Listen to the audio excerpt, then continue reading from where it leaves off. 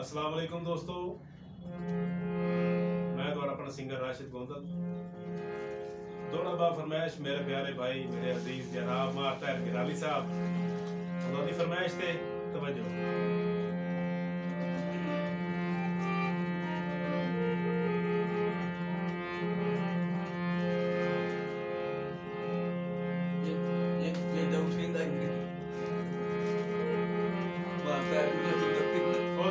ढोड करे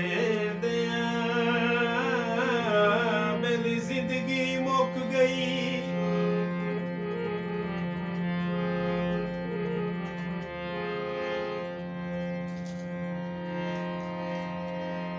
सच दिल दा कोई दसे होए नहीं,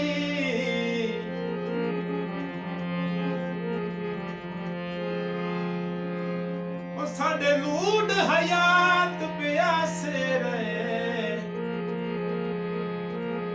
वो सुके होठ भी तर किते होए ने।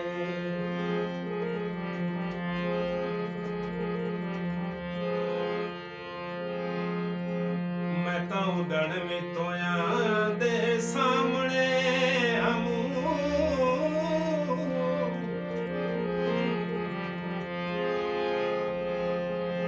मैं तां उड़न वितोया दे बेली सामने हम,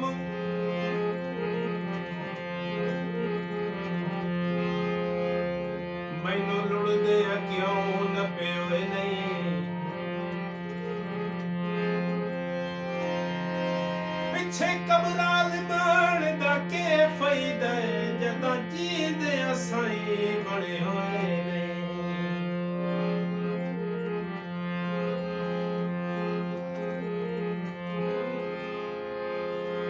देह चढ़िया लालो के